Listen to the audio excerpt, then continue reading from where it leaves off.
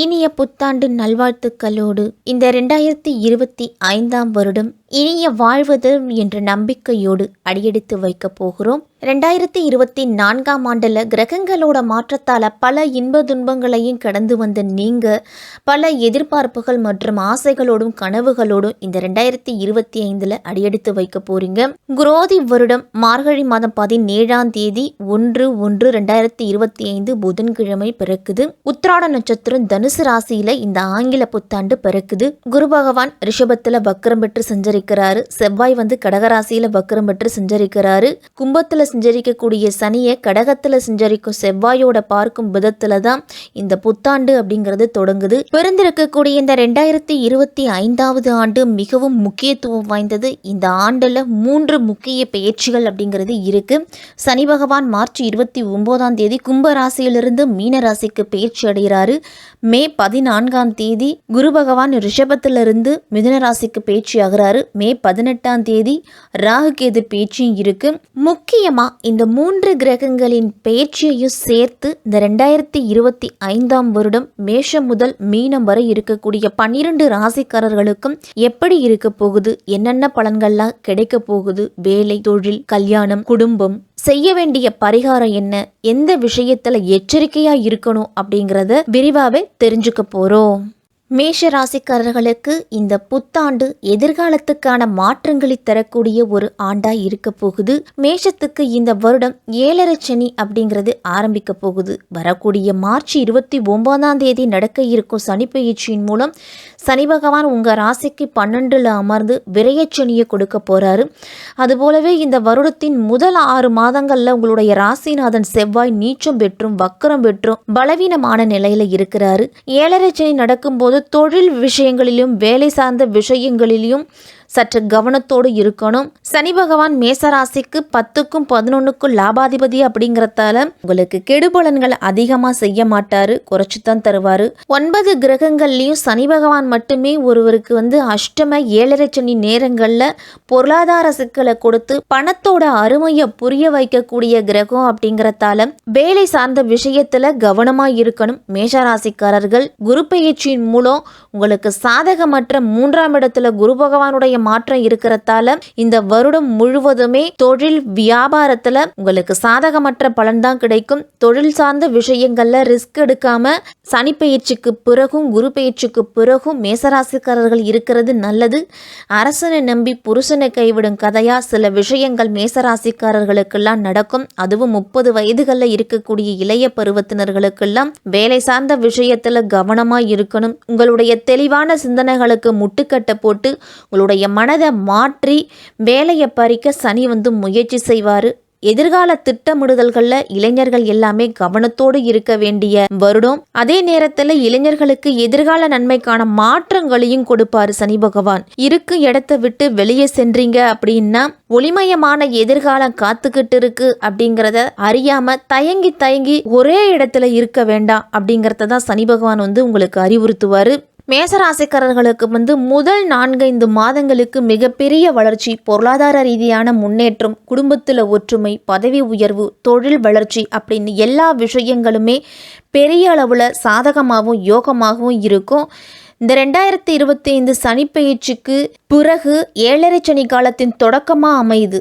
அதுவும் உங்கள் ராசிக்கு விரயச்சனியாக இருக்குது அப்படிங்கிறதால எதிர்பாராத விரயங்கள், செலவுகள்லாம் ஏற்படும். இந்த ஆண்டின் பிற்பகுதியில் ஏற்படக்கூடிய அதிகப்படியான செலவுகள் என்ன என்பதை திட்டமிட்டு அதை சுப செலவுகளாக மாற்றிக்கிறது தான் மேசராசிக்காரர்களுக்கு நல்லது. இந்த 4-5 மாதத்தில் எவ்வளவு சேமித்து வைக்க முடியுமோ அவ்வளவு சேமித்து வச்சுக்கிறது மேசராசிக்காரர்களுக்கெல்லாம் நல்லது. திடீர் அதிர்ஷ்டம், திடீர் லாபம்லாம் ஏற்படும். அதே போல் குடும்பம் மற்றும் குழந்தைகள் சம்பந்தப்பட்ட விஷயங்கள்லையும் மனக்கசப்பும் அதிகப்படியான செலவுகளும் உடல் ஆரோக்கியத்தில் பிரச்சனைகளும் வரும். மேசராசிக்காரர்களுக்கு பொருளாதாரம் எப்படி இருக்கு அப்படின்னு பார்த்தோம்னா வருமானத்திலேயோ பொருளாதார ரீதியாவோ எந்த விதமான குறைபாடும் இருக்காது. ஆண்டின் முதல் பகுதியில் விரயச்சனி வரவிருக்கும் அப்படிங்கிறதால செலவுகளை முன்கூட்டியே திட்டமிட முடிந்தா பெரிய செலவுகள் வைக்கக்கூடிய விஷயங்களை நீங்க தவிர்த்துக்கலாம். சேமிக்காத மேசராசிக்காரர்களுக்கு இந்த ஆண்டு சில சிக்கல்கள் அப்படிங்கிறது இருக்கும். இந்த ஆண்டின் பிற்பகுதியில் ராகு வந்து லாபஸ்தானத்தில் அதுவும் 11ஆம் வீட்டில் செஞ்சரிக்கிறார். அதனால் திடீர் அதிர்ஷ்டமும் திடீர் யோகமும் ஏற்பட்டு மிகப்பெரிய தொகையோ அல்லது நீங்கள் எதிர்பார்க்காத அளவுக்கு வாழ்க்கையில் மாற்றங்களும் கிடைக்கும்.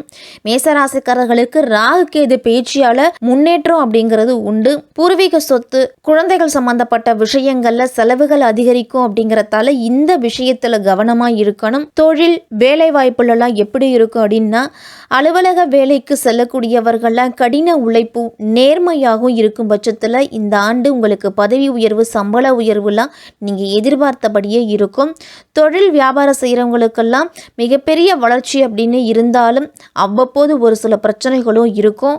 வேலை மாறணும் அப்படின்னு நினச்சிக்கிட்டு இருக்கிறவங்களுக்கும், தொழில் வளர்ச்சியை முன்னெடுக்கணும் அப்படின்னு நினச்சிக்கிட்டு இருக்கிறவங்களுக்கும் சற்று கவனத்தோடு இருக்க வேண்டிய மாதம். விரய சனி வருவதால் திடீர் மாற்றங்களும் வணிகத்தில் தொழிலில் தடையையும் ஏற்படுத்தி பெரிய செலவுகளை உண்டாக்கலாம். வியாபாரிகளுக்கெல்லாம் போட்டியாளர்கள் அப்படிங்கிறது உருவாகுவாங்க. புதுசாக கொள்முதல், விற்பனை ஆகியவற்றிலெல்லாம் நிதானமாக இருக்கணும். வேலைக்காரர்கள் மேல் எப்போதுமே ஒரு கண் வச்சுக்கிட்டே இருக்கணும். பணம் கொடுத்து வாங்குவதிலெல்லாம் யாரையும் நம்ப வேண்டாம்.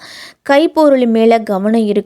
பொருட்கள்லாம் கழுவு போகிறதுக்கு, திருட்டு நடப்பதற்கு, விரயமாவதற்கு அதிகமான வாய்ப்பு அப்படிங்கிறது உண்டு. மேசராசிக்காரர்களுக்கெல்லாம் பணியிடத்தில் எவரிடத்துலையும் வீண் வாக்குவாதங்கள் செய்ய வேண்டாம். நண்பர்கள் கூட விரோதிகளாக மாறத்துக்கு வாய்ப்பு அதிகம். மேசராசிக்காரர்களுக்கு இந்த ஆண்டு இந்த காலகட்டத்தில் சிறு துரும்பும் பல்குத்த உதவும் அப்படிங்கிறதால முடிஞ்ச வரைக்கும் யாரையுமே பகைச்சு கொள்ளாமல் சரி அப்படின்னுட்டு போய்கிட்டே இருக்கணும். கடன் பிரச்சனைகள் இருக்கிறவங்களுக்கு புதிய கடன்கள் வருவதற்கெல்லாம் அதிகமான வாய்ப்பு இருக்கு. எக்காரணம் கொண்டும் அதிக வட்டிக்கு கடன் வாங்குவதை தவிர்த்துக்கணும். அவசியமில்லாதவர்களுக்கு ஜாமீன் கையெழுத்து போடுவது, கேரண்டி தருவது இதெல்லாமே தவிர்த்துக்கணும். பல நாள் சேர்த்து வச்ச நல்ல பெயர் ஒரு நொடியில கெடுறதுக்கு வாய்ப்பு அதிகம். மேசராசிக்காரர்களுக்கெல்லாம் இந்த ஆண்டு எந்த ஒரு செயலை கடும் முயற்சிக்கு பின்னர் தான் நீங்க செய்து முடிப்பீங்க. அனைத்து விஷயங்களையும் நிதானமா செயல்பட்டீங்க அப்படின்னா நல்லது நடக்கும். அதனால எந்த விஷயத்தையும் 1க்கு 2 முறை யோசித்து வீட்டில் இருக்கக்கூடிய அனுபவம் வாய்ந்த பெரியவர்களோட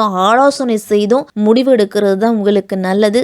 பெண்களுக்கெல்லாம் செலவுகளும் மனவேதனைகளும் இருக்கும். உங்களுடைய மன தைரியமும் சற்று குறையலாம். என்னதான் பிரச்சனை மேசராசிக்காரர்களுக்கு இருந்தாலும் வருடத்தின் முற்பகுதியில் தனஸ்தானம் வலுவாய் இருக்கிறதால பணவரவுக்கு கண்டிப்பா குறைவு இருக்காது. அதனால எதையும் நீங்க சமாளிச்சிடுவீங்க. பணம் இருந்தா எதையும் சமாளிக்கலாம் அப்படிங்கிறதால இந்த வருடத்தின் தடைகளையும் உங்களால் சுலபமாக சமாளிக்க முடியும். மேஷராசிக்காரர்களுக்கு காதல், திருமணம் எல்லாமே இந்த ஆண்டு எப்படி இருக்கும் அப்படின்னு பார்த்தோம்னா, இந்த ஆண்டு முதல் பகுதி வந்து திருமணம், குழந்தைகள், கணவன் மனைவி உறவுலலாம் எந்த விதமான பிரச்சனைகளும் இருக்காது. திருமண வயதில் இருக்கக்கூடிய மேஷராசிக்காரர்களுக்கெல்லாம் மே மாதத்துக்குள்ள திருமண யோகம் அப்படிங்கிறது இருக்கு. எனவே திருமணத்தை தட்டி கழிக்காம இந்த ஆண்டின் முதல் பகுதியிலேயே நீங்க செய்துக்கிறது நல்லது. நீண்ட காலமா குழந்தை இல்லாம அவதிப்பட்டுக்கிட்டு இருக்கக்கூடிய மேசராசிக்காரர்களுக்கெல்லாம் ராகு கேது பேச்சியால குழந்தை பாக்கியம் அப்படிங்கிறது இருக்கும். காதலிச்சுக்கிட்டு இருக்கிற மேஷராசிக்காரர்களுக்கெல்லாம் மே மாதத்துக்குள்ள நீங்க திருமணம் செய்துக்கலாம். மாணவர்கள்லாம் படிப்புல கவனமா இருங்க. இந்த வருடம் அரியர்ஸ் அதிகம் வர்றதுக்கு வாய்ப்பு இருக்குது. முடிஞ்ச வரைக்கும் காலேஜை கட்டடிக்காம போங்க. அதே மாதிரி வேலை வாங்கித்தரேன் அப்படின்னு பணம் கேட்கும் ஏஜென்ட்டுகளை நம்பி கண்டிப்பா பணத்தை கொடுக்க வேண்டாம். ஏமாறுவதற்கு வாய்ப்புகள் அதிகம்.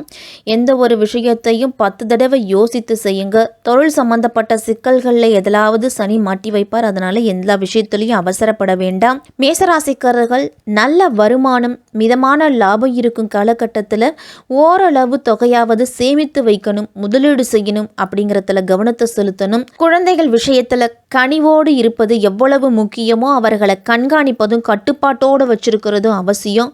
வெளிநாடு செல்லும் வாய்ப்பு கிடைத்தா கூட வெளிநாடு செல்ல முயற்சி செய்பவர்கள்லாம் பெரிய தொகையை ஏமாறக்கூடிய வாய்ப்பு அதிகம் இருக்கு. அப்படிங்கிறதால வெளிநாடு செல்பவர்கள்லாம் மிக மிக எச்சரிக்கையா இருக்கணும். இந்த ஆண்டின் முதல் பகுதி உங்களுடைய விருப்பம் போல சாதகமாகவும் யோகங்களோடும் இருந்தா கூட இந்த ஆண்டின் பிற்பகுதியில் சின்ன சின்ன பிரச்சனைகள், சின்ன சின்ன பின்னடைவுகள் அப்படிங்கிறது இருக்கு. முடிஞ்ச வரைக்கும் கோபப்பட பொறுமையாகவும் அமைதியாகவும் இருக்கிறது தான் எல்லா விதத்திலையும் உங்களுக்கு நன்மை. மேஷ ராசிக்காரர்களுக்கு ஒரு சில விஷயங்கள்ல எதிர்மறையான பலன்களை கொடுத்தாலும் வாழ்க்கைக்கு தேவையான நல்ல மாற்றங்களை இந்த புது வருடம் கொடுக்கும். அப்படிங்கிறதால கவலைப்பட வேண்டிய அவசியம் இருக்காது.